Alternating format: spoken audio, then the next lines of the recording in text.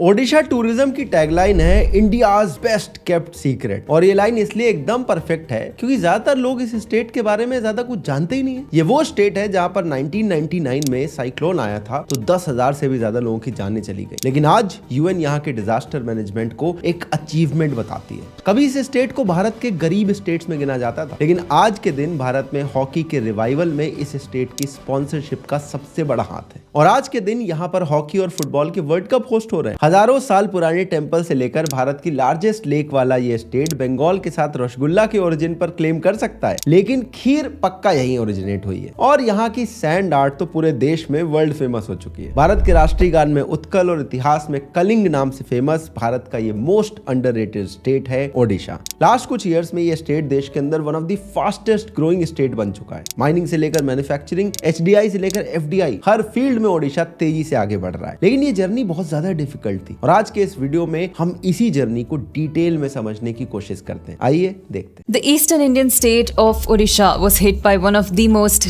devastating cyclones in the region on 29th October 1999. As many as 10,000 people are reported to have died.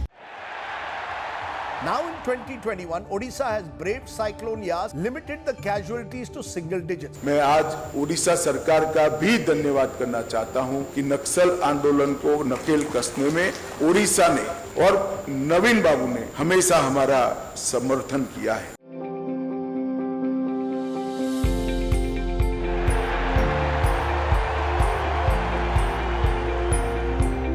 बात है हजारों साल पहले की, जब भारत के एक हिस्से में कुरुक्षेत्र की लड़ाई हो रही थी और उस टाइम पर एक बहुत पावरफुल किंगडम था कलिंगा और उसके राजा कौरवों की तरफ से महाभारत में लड़ रहे थे। महाभारत के बाद आई क्षत्रिय डायनेस्टी और इसने कलिंगा की लॉस्ट ग्लोरी को रीस्टोर किया। पुराणों के हिसाब से एक के बाद एक 32 क्षत्रिय किंग्स ने यहाँ पर रूल किया। फिर इसके बाद यहाँ आई नंदा डायनेस्टी जिसकी टोटल 9 जनरेशन ने यहाँ पर रूल करा और इस टाइम पर इस रीजन में काफी इकोनॉमिक प्रोग्रेस हुई। इन्होंने इस रीजन को फैमिन से बचाने के लिए इरिगेशन प्रोजेक्ट भी शुरू किए थे। इस डायनेस्टी के टाइम पर जो कलिंगा था वो आज के ओडिशा से थोड़ा सा अलग है। इसमें बंगाल और बिहार के भी कुछ पार्ट्स आते थे। वैदिक टेक्स्ट के अकॉर्डिंग उस टाइम पर मेनली यहाँ पर ट्राइबल्स रहते थे और आज भी आप देखो ओडिशा की 1/3 पॉपुलेशन ट्राइबल्स ही है। इसके बाद कलिंगा ने देखी भारत की अब तक की सबसे डेडलीस्ट वॉर, जब 261 BCE में मौर्यन सम्राट अशोक ने यहाँ पर अटैक कर दिया। 1 लाख लोगों की डेथ हुई इसमें और अगले 110 सालों तक यहाँ पर मौर्यन एम्पायर रहा। अगले 1600 सालों तक यहाँ पर Jain empire, Gupta empire, eastern Ganga dynasty, बहुत सारी डायनेस्टीज आई और यहाँ पर famous Lingaraj temple, Konark temple, Jagannath temple इसी ड्यूरेशन में बने। फिर इवेंचुअली 1568 में रिपीटेड इन्वेजन्स के बाद अफगान्स ने भी कुछ टाइम तक इस रीजन को कंट्रोल करा। तब जो ये रीजन था वो बंगाल सल्तनत के एकदम एज पर था और इस पर अफगान ज्यादा ध्यान नहीं देते थे। ये लोग भी यहाँ पर ज्यादा टिक नहीं पाए और फिर अकबर ने कलिंगा पर अटैक करा और इसे जीत लिया और अगले 180 सालों तक यहाँ पर मुगल रूल था। मुगल रूल के अंडर भी अगर आप देखें जो पावर का सेंटर था वो दिल्ली और आगरा में था और ये रीजन उससे बहुत दूर था, इसीलिए यहाँ पर उनका भी ध्यान नहीं गया। मुगल्स ने कलिंगा को एक तरह से ऑटोनॉमी दे रखी थी, वहां पर अपने किंग थे और वो अकबर के अंडर एक सबऑर्डिनेट की तरह रूल करते थे। क्योंकि मानसिंह यहाँ के गवर्नर थे तो जो यहाँ के टेंपल्स थे उनको भी ठीक ठाक प्रोटेक्शन थी, लेकिन मुगल से कोई हेल्प नहीं मिलती थी। फिर 1751 में आए मराठास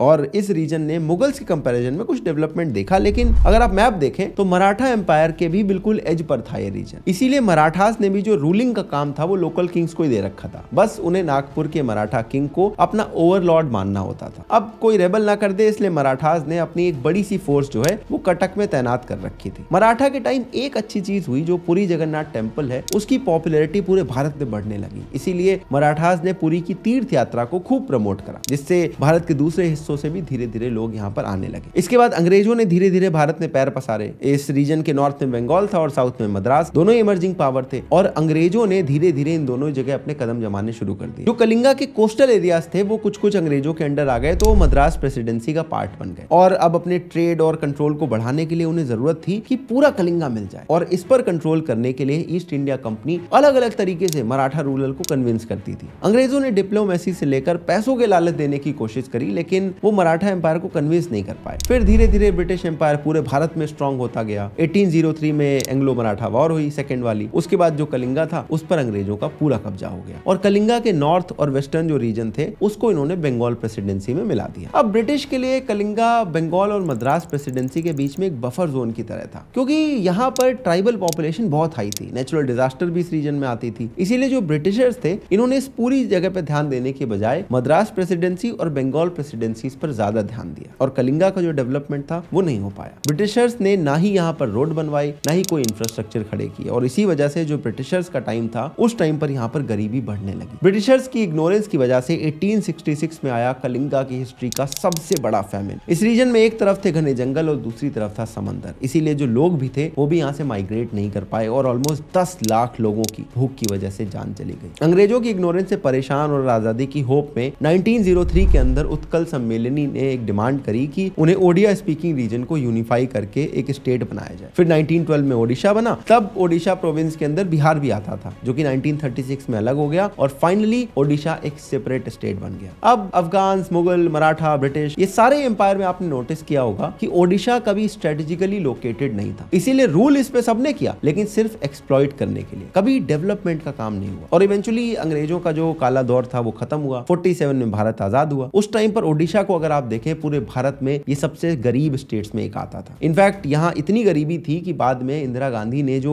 गरीबी हटाओ का नारा दिया था वो भी ओडिशा विजिट करने के बाद दिया था। इसका एक कारण ये था कि ओडिशा में शुरू से ही जो ट्राइबल पॉपुलेशन थी वो बहुत ज्यादा थी। जनरली ट्राइबल्स ऑप्रेस थे, इसलिए कोई लैंड या वेल्थ ओन नहीं करते थे और अंग्रेजों की इग्नोरेंस झेलते हुए स्टेट में कोई डेवलपमेंट या इंडस्ट्रीज भी नहीं सेटअप हो पाई। ऊपर से यहाँ पर साइक्लोन इतने आते थे कि जो कुछ भी बचा था वो इन्होंने तबाह कर दिया। ओडिशा में इतने साइक्लोन आते हैं कि आप एक सिंपल गूगल सर्च करके समझ सकते हो। पिछले 20 सालों में 10 मेजर साइक्लोन यहाँ पे अभी आ चुके हैं। इसीलिए सिस्टमैटिकली ओडिशा की एक लार्ज पॉपुलेशन गरीब रही और मेल न्यूट्रिशन होती चली गई। बेसिक डेवलपमेंट लेवल भी इस स्टेट में अपने बाकी पीयर स्टेट के कंपैरिजन में काफी कम थे। ये बात आपको डेटा में भी दिखेगी। 1951 के सेंसस के हिसाब से ओडिशा का लिटरेसी रेट सिर्फ 15% था, जो कि नेशनल एवरेज से काफी कम था। कंपैरिजन के लिए उस टाइम पर बंगाल का लिटरेसी रेट 24% था और मद्रास का 22%। लेकिन सरकार जानती थी कि एक चीज जिसकी ओडिशा में कोई कमी नहीं है वो है नेचुरल रिसोर्सेज। ओडिशा मिनरल्स का गोल्ड माइन है। ओडिशा में भारत का 98% क्रोमाइट, 33% आयरन, 52% बॉक्साइट और 24% कोल मिलता है और इसी का फायदा उठाने के लिए यहाँ पर शुरू हुई माइनिंग इंडस्ट्री। लेकिन गवर्नेंस प्रॉपर तरीके से ना होने की वजह से माइनिंग इंडस्ट्री से भी ज्यादा एक्सप्लॉइटेशन हुआ। यहाँ पर कुछ लोग तो अमीर हो गए लेकिन एक बहुत बड़ी पॉपुलेशन को कम दामों पर काम करने पे मजबूर होना पड़ा। इसके अलावा जो नेचुरल रिसोर्सेज थे उन्हें भी हद से ज्यादा एक्सप्लॉइट करना शुरू हो गया। इससे स्टेट में जो कुछ सिलेक्टेड लोग थे उनकी वेल्थ बढ़ रही थी और पूरे स्टेट में इनइक्वालिटी और ज्यादा बढ़ती चली गई। ओडिशा में करप्शन इतना हाई हो चुका था कि जब राजीव गांधी जी यहाँ पर गए तो उन्होंने बोला कि जब मैं 1 रुपए सेंटर से भेजता हूँ तो आपको सिर्फ 15 पैसे मिलते हैं और जो बाकी 85 पैसे हैं ये बीच में मिडिलमैन खा जाते हैं। माइनिंग के साथ साथ एग्रीकल्चर भी यहाँ पर शुरू से ही डोमिनेंट सेक्टर था। ओडिशा का जो एवरग्रीन मौसम है उसकी वजह से इसकी जो सॉइल है वो बहुत फर्टाइल है और मिनरल रिच है। क्योंकि ओडिशा में 70% से ज्यादा लोग एग्रीकल्चर से जुड़े हैं, इसलिए रिफॉर्म की यहाँ पर बहुत जरूरत थी। लेकिन यहाँ पर भी पॉलिसी पैरालिसिस थी, कोई लैंड रिफॉर्म नहीं हुआ। इसकी वजह से जो जमीनें थी वो छोटे छोटे टुकड़ों में बढ़ती चली गई और स्टेट में जो मार्जिनल वर्कर था वो बढ़ता चला गया। ओडिशा एक कोस्टल स्टेट भी है, 450 किलोमीटर लंबा कोस्ट है यहाँ पर, इसीलिए यहाँ पर जो साइक्लोन है वो कुछ ज्यादा आते हैं। इसकी वजह से भी जो डेवलपमेंट होता है वो भी खत्म होता जा रहा था। इनफैक्ट 1999 में जो साइक्लोन यहाँ पर आया था उसने इतनी तबाही मचाई कि इंफ्रास्ट्रक्चर को डिस्ट्रॉय करके 10,000 लोगों की जान ले ली। इस डिजास्टर ने ओडिशा को और पीछे धकेल दिया। ओडिशा बस एक होपलेस केस बनकर रह गया था। पॉलिटिकली देखा जाए तो ओडिशा ज्यादा स्टेबल स्टेट भी नहीं रहा है, क्योंकि यहाँ पर 1980 आते आते ही 6 बार प्रेसिडेंट्स रूल लग चुका था। पार्टीज में हमेशा से कांग्रेस और जनता पार्टी यहाँ पर डोमिनेंट थी, इसीलिए 1947 से 2000 के बीच में अगर आप देखें तो ओडिशा भारत का सच में ही एक बेस्ट केप्ट सीक्रेट बन के रह गया था। लेकिन लेट 90s में ओडिशा को एक ऐसे सीएम मिले जिससे ओडिशा में एक उम्मीद जगी। इनका नाम था बीजू पटनायक। और अंग्रेजों से लेकर आजादी के बाद की जो सेंट्रल गवर्नमेंट की इग्नोरेंस थी, इससे जूझते हुए इस स्टेट को एक उम्मीद जगी कि शायद अब कुछ हो सकता है। लेकिन तभी 1997 में इनकी भी डेथ हो गई और अगले 5 सालों में ओडिशा के अंदर 3 नए सीएम बने और एक बार फिर से पॉलिटिकल इंस्टेबिलिटी आ गई। इस टाइम पर बीजू पटनायक के बेटे थे नवीन पटनायक। ये दिल्ली के ओबराय होटल में साइकेडेली नाम से एक बुटीक चलाते थे। नवीन पटनायक यूएस से वापस आए थे और इन्हें ओडिया बोलनी भी नहीं आती थी। तो जो former prime minister IK. Gujral है, इन्होंने इन्हें पॉलिटिक्स में आने के लिए कन्विंस करा। फिर इन्होंने जनता दल से अलग होकर अपनी एक पार्टी बनाई, बीजू जनता दल यानी बीजेडी। 1998 के लोकसभा इलेक्शन में इन्होंने बीजेपी के साथ कॉन्टेस्ट करा और 12 में से 9 सीटें इन्हें मिल गई। 99 में जो साइक्लोन आया तो नवीन पटनायक और बीजेटी ने ग्राउंड पर इतना काम करा जिससे अटल बिहारी वाजपेयी जी खुश हुए और इन्हें एक यूनियन मिनिस्टर बना दिया। फिर जब 2000 आया तो नवीन पटनायक ने कहा कि मैं ओडिशा में स्टेट इलेक्शन लड़ूंगा। पहली बार लड़े, पहली बार में जीत गए। इस टाइम पर ओडिशा का नाम भारत में गरीबी,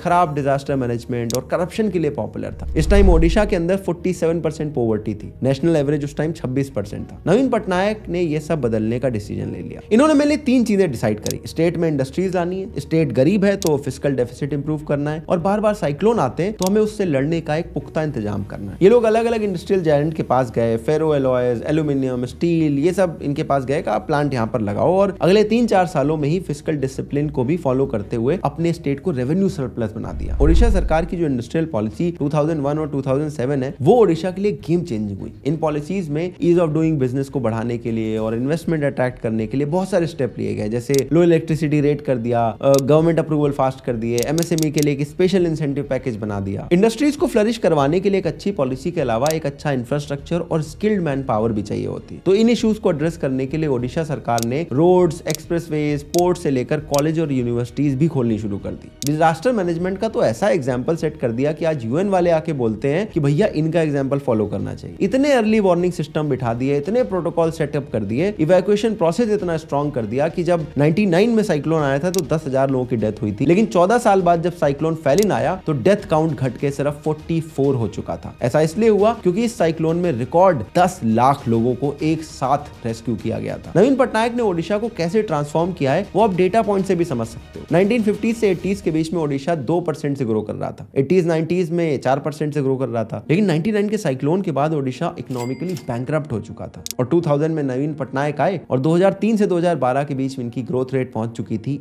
8% पर। 2016-17 तक इनकी ग्रोथ रेट 7% थी, लेकिन फिर भी यह नेशनल ग्रोथ रेट 6.7% से ज्यादा थी। और 2005 से 2012 के बीच में जो ओडिशा की पॉवर्टी थी उसमें भी 25% की कमी देखी गई। आज ओडिशा फुटबॉल और हॉकी के वर्ल्ड कप होस्ट कर चुका है। 5 T's पर फोकस करते हुए make in Odisha investor summit और गवर्नमेंट के सिंगल विंडो पोर्टल गो स्विफ्ट जैसे इनिशिएटिव के जरिए इन्वेस्टर्स को भी अट्रैक्ट कर रहा है। इससे हुआ यह कि जीएसडीपी में इंडस्ट्रीज का जो शेयर है वो सर्विस के बराबर पहुंच चुका है। और 2011 में पूरे भारत में ओडिशा ने सबसे ज्यादा फॉरेन डायरेक्ट इन्वेस्टमेंट को अट्रैक्ट किया था। 2020-22 के अंदर ओडिशा ने $50 बिलियन की एफडीआई अप्रूव की थी। इसके अलावा 2022 में ओडिशा गवर्नमेंट ने इन्वेस्टर्स को अट्रैक्ट करने के लिए दुबई में भी एक इन्वेस्टर समिट की थी। और इन्हीं सब रीजन की वजह से 2021-22 में ओडिशा की पर कैपिटा इनकम 16.8% से ग्रो हुई है। अब ये तो ही अच्छी बात है। नवीन एरा में ओडिशा ने बहुत ग्रोथ देखी है, लेकिन आज भी कुछ ऐसे रीजन और एरियाज हैं जहां पर गवर्नमेंट की पॉलिसीज चेंज नहीं ला पाई है। ओडिशा का जो सदर्न केबी के रीजन है आज भी हंगर बेल्ट ऑफ इंडिया के नाम से जाना जाता है। इंडिया के पूरेस्ट रीजन्स में काउंट होता है। यहाँ पॉवर्टी इतनी एक्यूट और वाइड स्प्रेड है कि आधे से ज्यादा पॉपुलेशन बिलो पॉवर्टी लाइन में रहती है। इस रीजन में आज भी सीवियर ड्रॉट्स होते हैं। हालांकि इस रीजन की डेवलपमेंट के लिए 2003 से ही सेंट्रल गवर्नमेंट एक स्पेशल फंड देता है। स्टेट गवर्नमेंट ने भी 2007 के बाद से बीजू केबी के योजना के अंदर फंड एलोकेट किए, लेकिन फिर भी ये रीजन ज्यादा इंप्रूव नहीं कर पाया है। इसके अलावा मुझे लगता है Odisha should not be a best kept secret. Tourism के लिए यहाँ पर बहुत सारी अपॉर्चुनिटीज है और यहाँ की टूरिज्म इंडस्ट्री ग्रो करनी ही चाहिए। और ये जब ग्रो करेगा तो पुरी के अलावा बाकी भी जो ओडिशा के रीजन है वहां पर भी टूरिस्ट जाना शुरू करेंगे। एक और इशू जो ओडिशा के कुछ एरियाज को डेवलप नहीं होने दे रहा है वो है नक्सलिज्म। हालांकि नक्सलिज्म का जो इन्फ्लुएंस है ओवर द ईयर ओडिशा में कम हुआ है, लेकिन आज भी जो सदर्न और वेस्टर्न ओडिशा के कुछ डिस्ट्रिक्ट हैं वो इनसे अफेक्टेड है, जिसकी वजह से वहां पर कोई डेवलपमेंट प्रोजेक्ट ही नहीं जा सकता। इनफैक्ट खुद नवीन पटनायक ने 2021 में कहा था कि ओडिशा के 6000 से ज्यादा ऐसे गांव हैं जहां आज भी मोबाइल का एक्सेस या कनेक्टिविटी नहीं है, और इसका भी मेन रीजन है नक्सलिज्म। लास्ट में मैं बस इतना कहूंगा कि भैया जो ओडिशा की सक्सेस स्टोरी है वो किसी मिरेकल से कम नहीं है, और भारत के जितने भी बाकी पिछड़े स्टेट हैं उन्हें यहाँ से एक इंस्पिरेशन लेनी चाहिए। ओडिशा भारत का एक राइजिंग स्टेट है। पिछले 20 साल की ग्रोथ यहाँ पर मॉन्यूमेंटल है। मैंने आपको इसके बारे में बताया, अब आपका फर्ज है कि आप इसे आगे शेयर करो। मैं आपसे मिलता हूँ एक और ऐसी इंटरेस्टिंग वीडियो में, तब तक के लिए अपना ध्यान रखना।